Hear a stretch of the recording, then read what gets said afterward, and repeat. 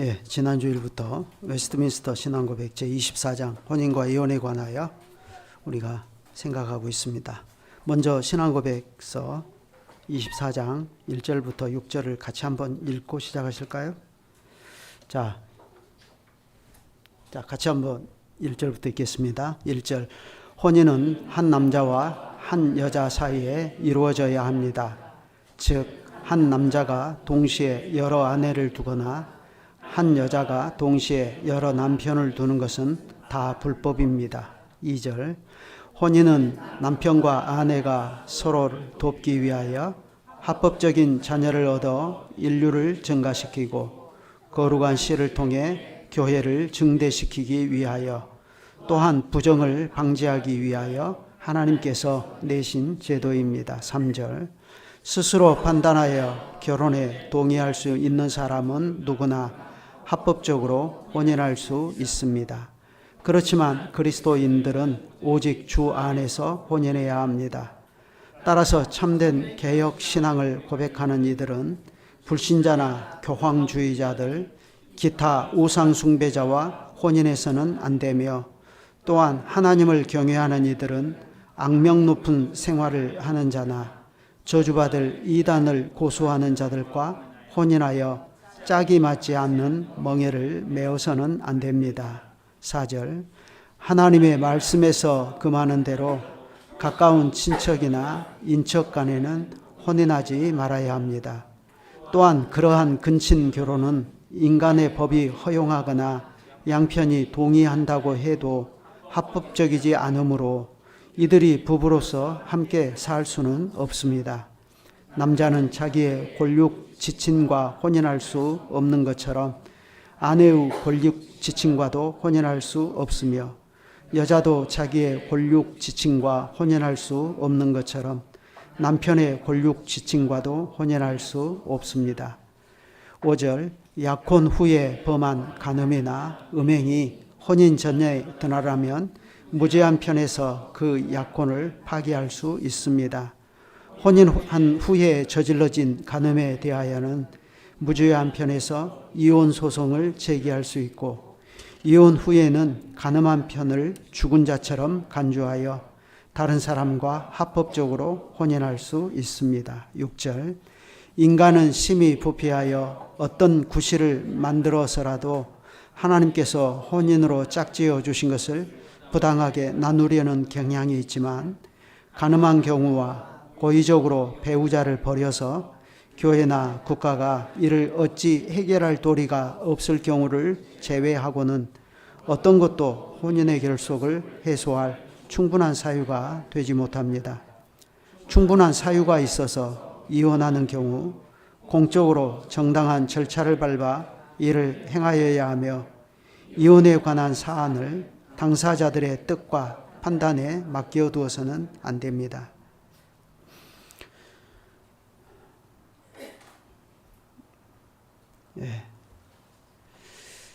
지난 시간부터 혼인과 이혼에 관하여 우리의 신앙 고백이 성경을 따라 가르치는 내용을 차례대로 상고하고 있는데요. 지난 시간에 먼저 조사님과 함께 생각한 것은 혼인은 하나님께서 내신 제도라는 것입니다. 혼인은 그렇기 때문에 창조 규례에 속하는 것이며, 사실 이것이 모든 인간관계의 출발점입니다. 하나님께서 혼인 제도를 내신 그 배경을 보면 사람이 독처하는 것이 좋지 못하다 하시고 아담을 위해서 돕는 배필을 지어주셨습니다. 이것은 사람이 혼자 사는 것이 하나님 보실 때 그저 불쌍하게 보여서 그렇게 하신 것은 아닙니다. 그러한 상태로는 에덴 동산에서 하나님이 아담으로 더불어 체결하신 언약을 이루매 부족함이 있어 보이기 때문에 좋지 못하다, 그렇게 말씀하신 것입니다. 그러므로 하나님께서 우리를 남자와 여자로 창조하신 사실이 인류의 가장 근본적인 소명이라 할 수 있습니다. 그런데 이 소명을 이루면은 질서가 존재한다 하는 것을 우리가 잘 기억할 필요가 있습니다. 그 질서가 뭐죠? 하나님께서는 여자를 남자의 돕는 배필로 지어주셨습니다. 그 반대를 가정해서 남자가 여자의 돕는 배필이다, 이렇게 말하는 곳은 성경 어디에도 없습니다. 오직 여자가 남자의 돕는 배필입니다. 이것이 우리가 생각해야 할 기본적인 질서인데요. 여기에서 배필이란 말은 여러분 아시는 대로 짝이라는 뜻이죠. 동시에 이 말은 동등한 존재라 하는 뜻입니다. 그리고 여기에 이 돕는 배필이 성경에서 쓰여진 용례를 잘 살펴보면 이것은 이스라엘을 돕는 자이신 여호와 하나님에 사용되는 용어입니다. 하나님께서 우리를 도우셔서 언약을 이루며 살 수 있도록 하셨는데, 하나님의 도우심을 여자가 남편에게 베풀도록 하나님께서는 여자를 남자를 위한 돕는 배필로 세워주셨습니다. 그러니까 오늘날 현대주의 사상에 우리가 현대주의 사상을 따라서 왜 여자가 남자를 도와야만 하지? 이렇게 생각하는 것은 성경이 돕는 배필이라는 말을 어떻게 사용하고 있는가, 그 뜻을 잘 몰라서 하는 말이 되겠습니다. 그러니 우리는 그런 현대주의 사상에 쉽게 흔들릴 이유가 없겠습니다.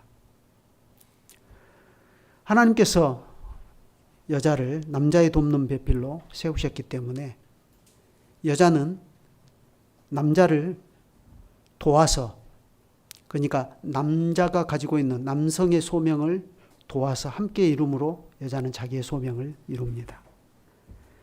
그런데 남성은 이러한 여성의 도움 없이는 남성의 소명도 이룰 수 없습니다. 그러니 여기에 여성의 소명이 가지는 독특성이 있지 않습니까? 그래, 남자가 여자의 돕는 배필이 아니라 여자가 남자의 돕는 배필이다 했는데, 이 질서는 여러분이 아시는 대로 성삼위 하나님 사이에 존재하는 사귐과 질서, 그것과 매우 비슷합니다. 성자와 성령은 그 권세와 능력에서 성부 하나님과 완전히 동등이십니다. 그러나 질서는 엄연히 존재합니다. 그 질서를 한마디로 이렇게 표현합니다. 성자는 성부로부터 영원히 나셨고, 성령은 성부와 또한 성자로부터 영원히 나오셨습니다. 이렇게 표현하는 겁니다. 그래서 성자는 성부의 아들이시고 성령은 성부의 신이시며 또한 성자의 신이 되십니다. 이 질서가 뒤집어지는 일은 없습니다. 이걸 뒤집어서 말하는 것이 있으면 그건 곧바로 이단입니다. 그렇기 때문에 성자는 성부의 아들로서 성부의 뜻에 온전히 순종하시고, 또 성령은 자의로 말씀하지 아니하시고 성자의 것을 말씀하심으로써 동시에 성부의 것을 말씀하십니다. 그처럼 성부는 성령 안에서 성자에게 자기의 모든 것을 주심으로써 성자의 아버지가 되시기를 기뻐하십니다. 마찬가지로 성자는 성령 안에서 성부에게 모든 순종을 드리셔요. 성령 안에서 성부와 성자가 교제하십니다. 그처럼 성령은 성부와 성자의 신으로서 성자의 영광을 드러내심으로써 성부의 영광을 드러내십니다. 그런데 바로 이것이 성령의 영광입니다. 그런데 부부관계도 다 그렇습니다. 우리가 성경이 전하는 이 혼인의 제도와 부부관계를 잘 연구해 보면 이건 완전히 성삼위일체의 이 사귐과 이 질서를 딱 모델로 했다 하는 것을 알 수가 있습니다. 오늘 우리가 신앙고백의 교훈에 따라서 혼인의 목적을 네 가지로 생각하게 되는데, 그 중에서 그 첫 번째, 남편과 아내가 서로 도와서 하나님의 뜻을 이룬다 하는 점이 바로 그것입니다. 남편과 아내가 서로 도와서 궁극적으로 지향하는 바가 뭐냐 하는 것인데, 부부관계는 방금 말씀드린 대로 성삼위일체 사이에 존재하는 이러한 사랑의 거룩한 일치를 지향하는 것입니다. 서로 동등한 존재인데 하나님의 거룩한 언약을 이루려고 남자와 여자는 피차 복종합니다. 남자는 주 안에서 자기의 모든 것을 줌으로써 여자를 사랑하고 여자는 주 안에서 남자를 존경합니다. 개역 성경에서는 경외한다 그랬습니다. 하나님께서 이와 같이 사람을 하나님의 형상으로 지으셨다는 것은 남자와 여자가 거룩한 혼인을 통하여 한 몸을 이루고 이 거룩한 가정을 중심으로 인륜 관계를 형성해 나감으로써 성삼위일체 하나님의 어떠하심과 그 영광을 드러내며 살게 하시려고 하신 일입니다. 그러니 하나님의 창조 규례로서 이러한 혼인 규례는 궁극적으로 그리스도와 교회의 관계를 지향합니다. 이로써 하나님이 지으신 세계는 그 자체로 삼위일체 하나님의 영광을 드러낼 수가 있는 것입니다. 그런 까닭에 사도가 부부관계의 원칙을 교훈하는 가운데 그리스도와 교회의 신비에 관해서 말씀한다 하는 것은 어쩌면 당연한 것입니다. 오늘 우리가 에베소서 5장을 읽었는데 31절부터 33절을 제가 개역 성경으로 좀 읽겠습니다. 이러므로 사람이 부모를 떠나 그 아내와 합하여 그 둘이 한 육체가 될지니 이 비밀이 크도다. 내가 그리스도와 교회에 대하여 말하노라. 그러나 너희도 각각 자기의 아내 사랑하기를 자기같이 하고 아내도 그 남편을 경외하라. 여러분, 우리가 참된 믿음으로 그리스도를 본받아 남편 된 자로서는 아내를 사랑하고 아내 된 자로서는 남편을 경외할 때 하나님께서 인생을 하나님의 형상으로 창조하신 그 본의를 이루게 됩니다.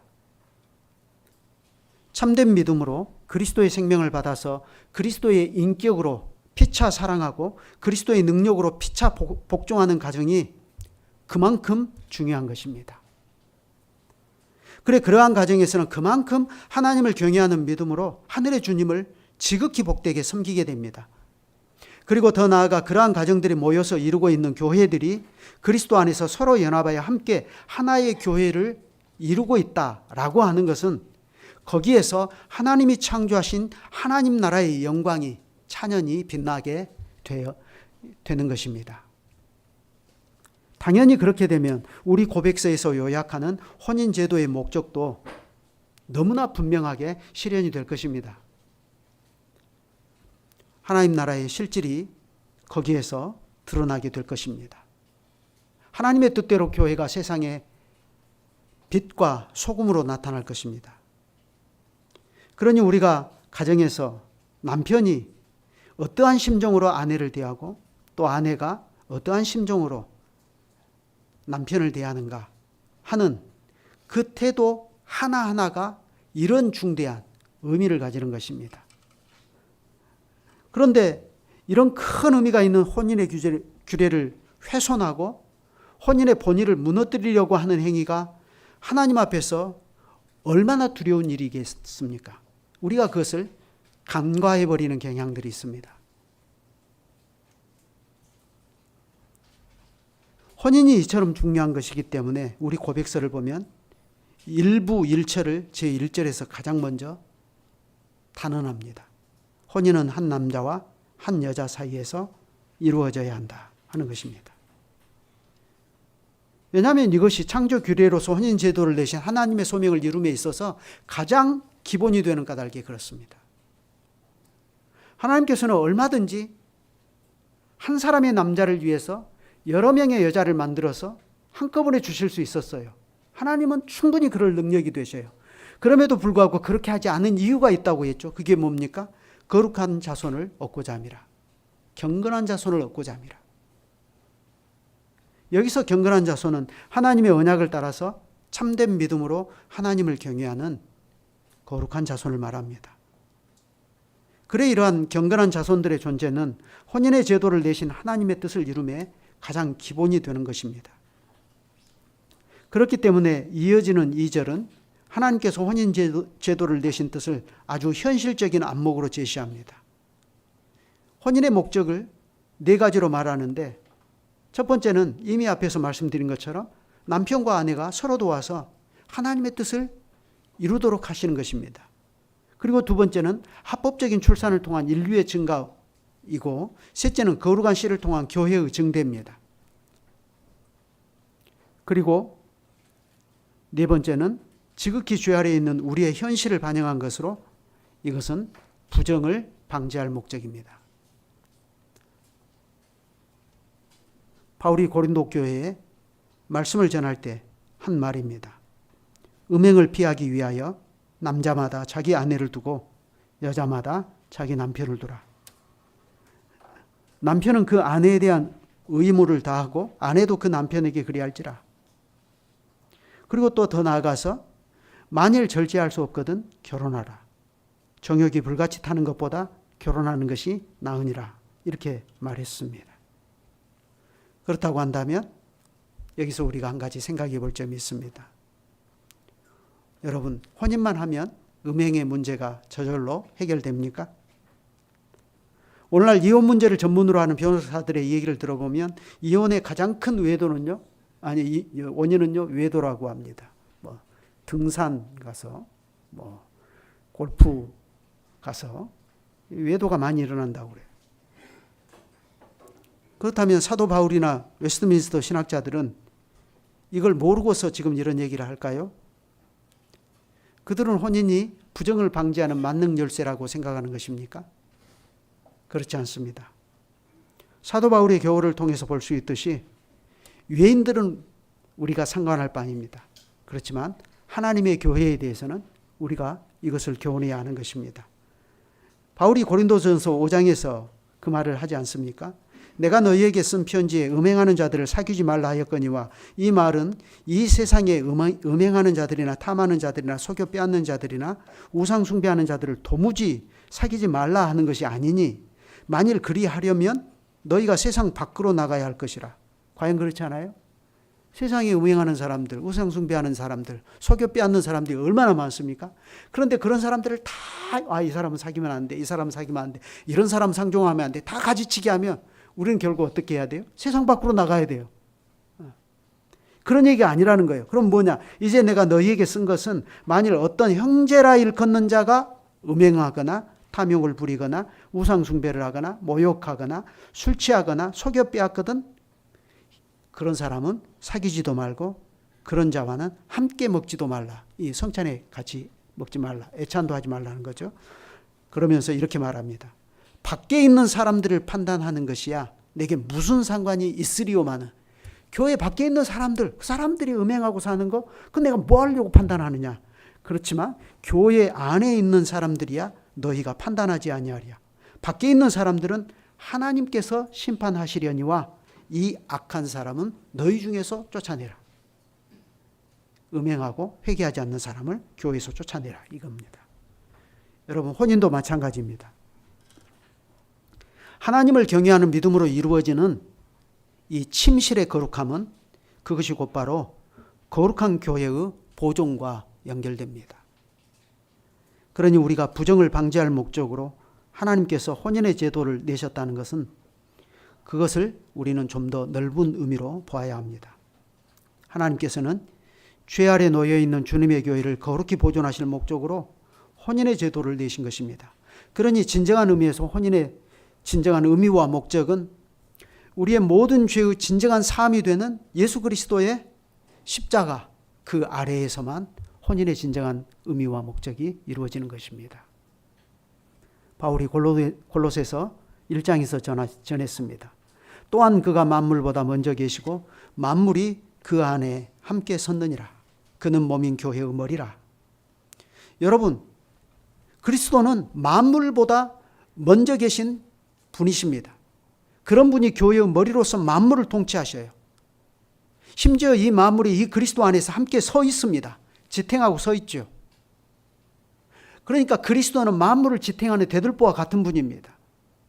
만약 그리스도께서 살짝만 어깨를 비껴버려도 만물은 다 무너져 버려요. 모든 것이 그리스도께 의존되어 있습니다. 혼인의 문제도 그렇습니다.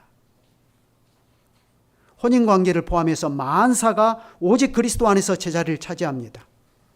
그렇기 때문에 그리스도를 떠난 관계, 그리스도를 떠난 일, 그리스도를 떠난 삶, 그 마치 못과 같냐면 본 궤도를 이탈해서 우주를 떠도는 미아가 된 우주선과 같은 것입니다. 사람들은 그걸 몰라요.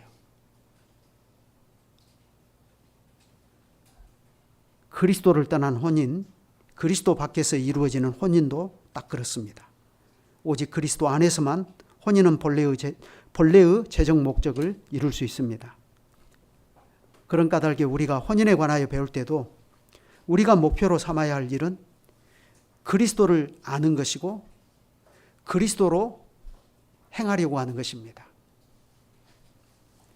그 태도가 없다면 우리가 성경에서 제 아무리 혼인 제도가 창조 그리에 속한 것이다 하고 100번 잘 배운다 해도 그건 실제 우리의 삶과는 무관한 그냥 성경에 대한 지식이 될 뿐입니다. 우리가 우리 자신을 그리스도의 십자가 아래에 두고 우리가 죄인임을 뼛속 깊이 새겨서 오직 그리스도의 말씀을 듣고 순종하는 사람이 될 때, 그때 비로소 우리는 안개 속과도 같은 죄의 현실에서 창조 질서에 속한 혼인의 제도도 이 제도를 내신 하나님의 뜻대로 이루고 나갈 수 있을 것입니다. 그렇게 될 때 혼인 제도가 근본적으로 그리스도와 교회의 관계를 멀리 내다보고서 제정하신 제도라는 것과 그 본의도 바로 이루고 나갈 수 있습니다. 아까 에베소서 5장 31절부터 읽었는데 31절부터 다시 한번 보면요. 그러므로 사람이 부모를 떠나 그의 아내와 합하여 그 둘이 한 육체가 될지니 이 비밀이 크도다. 나는 그리스도와 교회에 대하여 말하노라. 그러나 너희도 각각 자기 아내 사랑하기를 자신같이 하고 아내도 자기 남편을 존경하라. 자, 사도의 이 교훈이 과연 진리일지인데 하나님께서 세상을 창조하신 본래의 목적은 그리스도의 교회 안에서 이루어집니다. 이는 교회가 그리스도의 신부인 때문입니다. 그렇기 때문에 혼인의 의미와 목적도 오직 그리스도를 참되게 믿는 신자들 가운데서만 이루어집니다.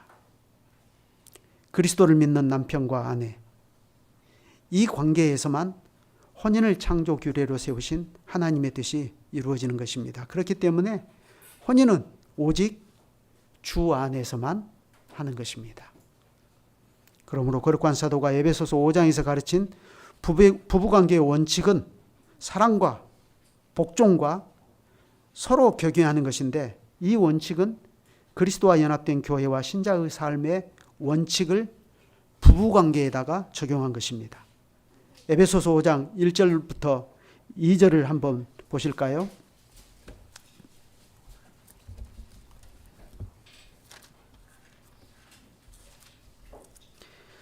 그러므로 사랑을 받는 자녀같이 너희는 하나님을 본받는 자가 되고 그리스도께서 너희를 사랑하신 것 같이 너희도 사랑 가운데서 행하라. 그는 우리를 위하여 자신을 버리사 향기로운 제물과 희생 제물로 하나님께 드리셨느니라. 그리고 좀 건너뛰어서 20절, 21절을 봅시다.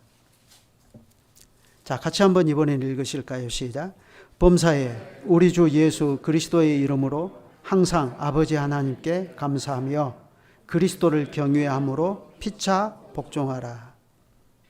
보시는 것처럼 사도는 부부관계를 그리스도 안에서 철저히 규정하고 그리스도와 교회의 관계와 긴밀하게 결부시킵니다.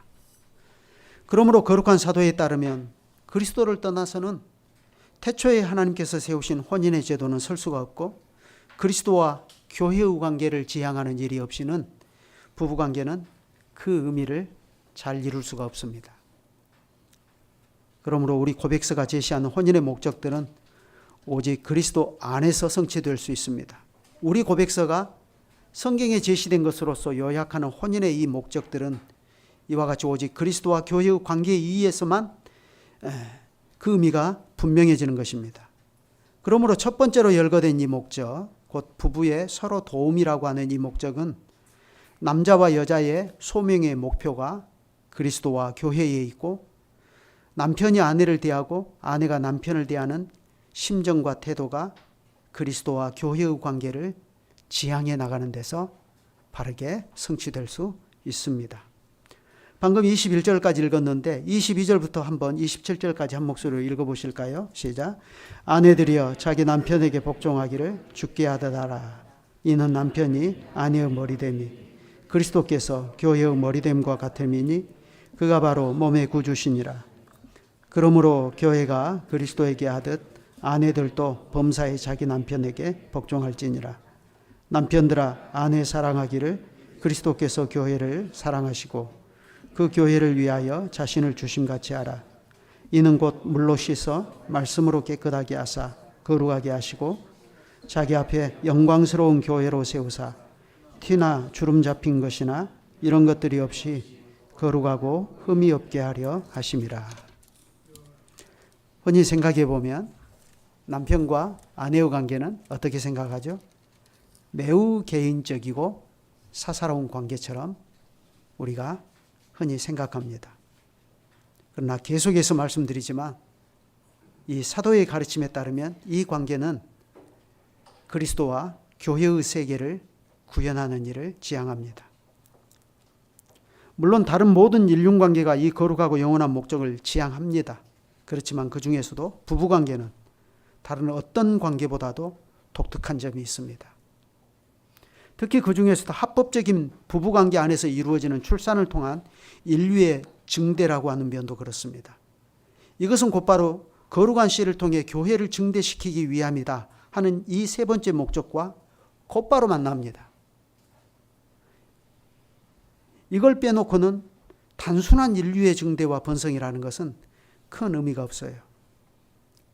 노아 시대에 생육하고 번성한 사람들이 하나님의 형상과 달리 하나님의 아들들이 사람의 딸들의 아름다움을 보고 서로 하나가 되었을 때 세상에서 인류의 번성과 함께 증대되어 나타난 것은 뭐였죠? 강포와 포악이었고 그것은 하나님의 심판을 불러올 뿐이었습니다. 중요한 것은 거룩한 씨가 인류의 증대 속에서 나타나는 것이고 바로 그 거룩한 씨들을 통해서 교회가 증대되는 것입니다. 창세기 1장 26절 이하를 읽어보겠습니다. 하나님이 가라사대 우리의 형상을 따라 우리의 모양대로 우리가 사람을 만들고 그로 바다의 고기와 공중의 새와 육축과 온 땅과 땅에 기는 모든 것을 다스리게 하자 하시고 하나님이 자기 형상 곧 하나님의 형상대로 사람을 창조하시되 남자와 여자를 창조하시고 하나님이 그들에게 복을 주시며 그들에게 이르시되 생육하고 번성하여 땅에 충만하라. 땅을 정복하라. 바다의 고기와 공중의 새와 땅에 움직이는 모든 생물을 다스리라 하시니라. 자, 여기에서 하나님이 최초의 사람에게 명령하신 명령은 하나님께서 사람을 하나님의 형상대로 남자와 여자로 지으셨다는 사실에 기초하고 있습니다. 그러므로 생육과 번성, 땅의 충만, 땅을 정복하고 다스리라 하는 이런 명령들은 하나님의 형상으로서 사람이 행하고 나가야 할 일들입니다. 그러니 방금 말씀드린 대로 노아 시대처럼 하나님의 아들들이 사람의 딸들과 하나가 되어버리는 이런 것은 이러한 하나님의 뜻을 역행하는 거죠. 당연히 그 결과는 사람의 강포와 포악으로 하나님이 지으신 세상이 가득하게 되는 것이고 이러한 인류의 증대는 오히려 하나님의 심판을 자초할 뿐입니다. 하나님께서 지극히 자비로우셔서 노아가 하나님께 은혜를 입었기 때문에 망정이지 그것이 아니라면 정말이지 인류는 소망이 없는 것입니다. 그렇지만 하나님께서는 노아를 통해서 거룩한 씨를 보존하시고 그렇게 해서 결국 거룩한 교회를 보존해 주셨습니다. 참된 믿음으로 이루어지는 신자의 혼인이 기여하는 바가 바로 여기에 있는 것입니다. 거룩한 씨를 통해 교회의 증대가 이루어지게 한다는 것입니다. 그러니 여기에 계시는 젊은 부부들은 그리고 혼인할 청년들은 할 수만 있으면 우리 시대의 정신을 따르지 않고 하나님께 구하여 언약의 자손들이 많아지는 것을 즐거워하시기 바랍니다. 신자는 혼인의 목적이 여기에 있음을 아는 까닭입니다. 그래서 하나님이 그 기도를 들으시고 여러분에게 언약의 자녀를 주시거든 자녀에게 언약의 부모로서의 역할을 충실히 이행하십시오. 그래서 그 자녀들에게서 그리스도의 인격이 드러날 수 있도록 하셔야 할 의무가 있습니다. 그렇게 돼야 거룩한 자녀를 통한 교회의 증대라는 혼인의 세 번째 목적도 분명하게 이루어질 수가 있을 것입니다. 하나님께서는 기이하게도 신자의 자녀들을 자기 백성으로 삼으시기를 기뻐하셔서 거룩한 세례로서 신자의 몸에서 난 자녀들을 하나님의 교회로 들으십니다. 그러니까 창세기에 그 17장에 보면 난지 8일 만에 할례를 베풀어라 하셨죠. 그것을 캐나다의 한 개혁교회 목사님이 이렇게 표현하셨어요. 난지 8일 만이라. 너무 빠른 거 아니야? 지금은 뭐 의료기술이라도 발달해서 뭐 그 생식기의 표피를 잘라내는 끔찍한 일을 한다 해도 죽을 일이 거의 없을 거예요, 아마. 그런데 그때는 그 부싯돌로 했거든요. 그리고 뭐 소독도 잘 안 되고 뜨거운 물 데펴가지고 뭐 소독하고 그런 시대 아닙니까? 그러니 웬만큼 믿음 있는 부모 아니라면 그거 못하는 거예요. 근데 난지 8일 만에 할례를 행해라. 그렇게 말씀하시거든요. 그걸 아까 말씀드린 그 목사님이 이렇게 표현하셨어요. 하나님께서는 당신의 언약의 자녀가 세상에 태어남과 동시에 자기의 소유로 낚아채신다. 중요한 단어를 말하는데 띠디듣기 있어요. 하나님께서는, 다시 말씀드립니다. 하나님께서는 자기의 자녀가 세상에 태어남과 동시에 하나님의 것으로 낚아채신다. 이렇게 표현하셨어요. 그러니까 가능하면 자녀가 태어나면 산모가 몸을 추스르고 아이가 어느 정도 그 면역력이 갖추어져서 교회에 처음 나오는 그 주일에 유아 세례를 베푸는 것이 가장 좋습니다. 이번에 저희 광양에서는 한 아이가 1.5kg로 태어났어요. 아주 미수아로 태어난 거죠. 그리고 또 노산이에요. 엄마가 좀 40대 넘으셔가지고 아이가 태어났어요. 이제 그런 경우는 제가 엄마에게 전화해가지고 너무 급하게 유아세례 하지 말고 아이가 4.5kg 될 때까지 기다립시다. 그래서 아이가 4.5kg를 넘으면 그때 데리고 오십시오. 그때 바로 첫 주일날 유아세례 하겠습니다. 그래서 그렇게 한 경우도 있어요. 근데 아이가 정상적임에도 불구하고 너무 지나치게 오래 끄는 것은 좋지 않습니다. 하나님께서는 난지 8일 만에, 하나님께서는 마음이 급하셔요. 이 아이를 하나님의 소유로 확정하고 싶으신 거예요. 인치고 싶으신 거예요. 하나님은 낚아채려고 하셔요.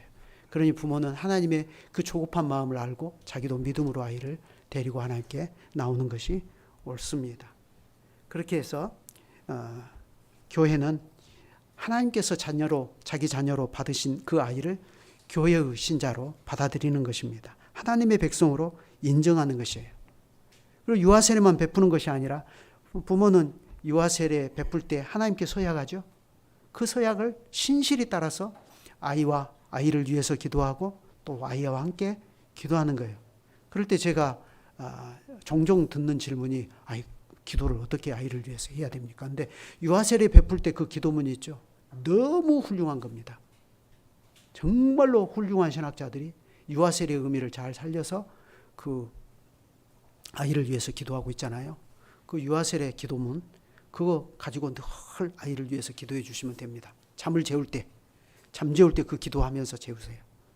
근데 그 기도를 보면 유아세례니까 핏덩어리 아이에게 세례 베푸는 기도인데 이 아이가 하나님의 백성으로 거룩하게 하나님을 섬기고 살다가 죽을 때에도 두려움이 없이 죽게 해주십시오. 그것까지 포함되어 있어요. 아이의 일생을 다 포함해서 기도를 하는 거예요. 그러니까 그 기도가 얼마나 좋은 기도인지 알 수가 없어요. 이게 부모가 달달달 그 기도를 애울 정도가 돼야 됩니다. 거기에 물론 마음을 담아서 그렇게 기도하면 될 겁니다.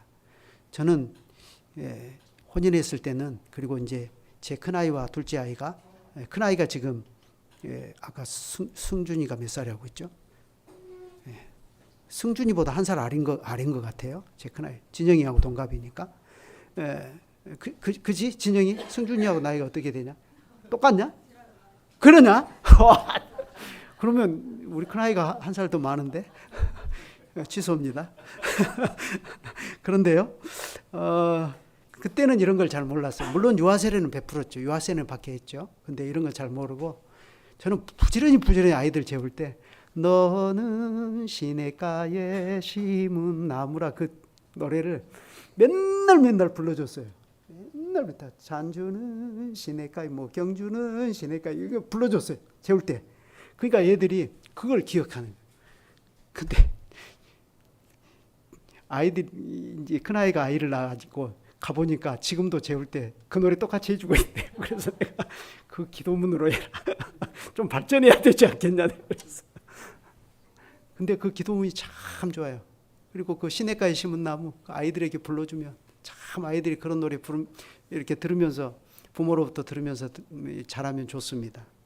어쨌든 그렇다는 거예요. 주님의 교회는 자녀들이 세례받는 자리에서 성찬받는 자리에까지 나아가도록 교회와 부모가 협력해서 그 일을 계속해서 실행해야 됩니다. 그래야 거룩한 씨를 통해서 교회가 증대되게 하시는 하나님의 뜻이 이루어질 겁니다. 당연히 마지막으로 열거된 혼인의 네 번째 목적도 역시 그리스도와 교회의 거룩한 관계에 비추어 살필 때 그 취지가 분명해집니다. 이번에는 고린도전서 7장 1절부터 5절을 한번 찾아서 읽어보실까요? 고린도전서 7장 1절부터 5절입니다.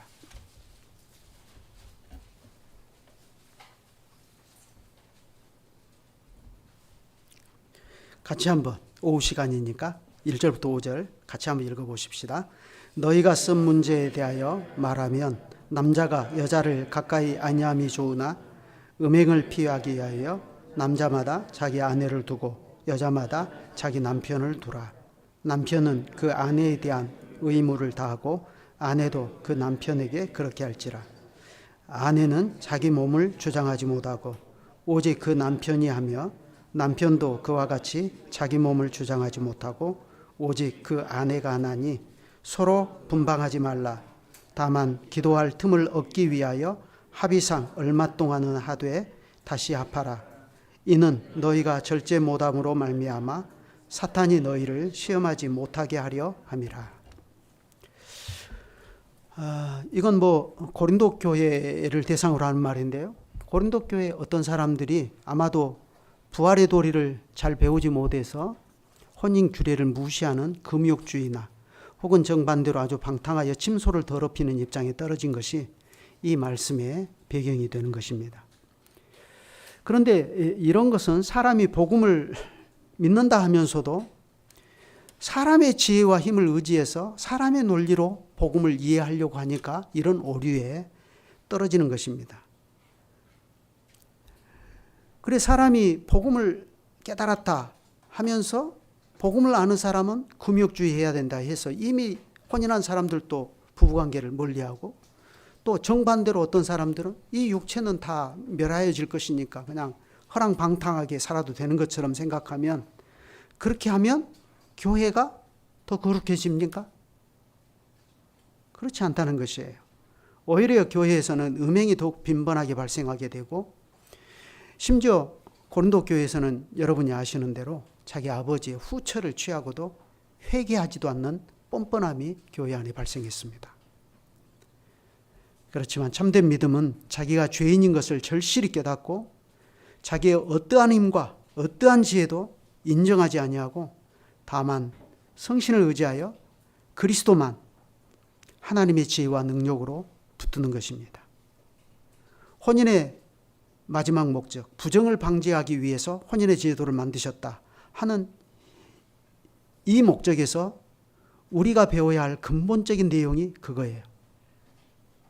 동시에 참된 믿음은 오직 그리스도로 만족하고 그리스도로 행하여서 그리스도의 거룩한 세계를 이룸으로써 그리스도의 영광을 드러내는 것입니다.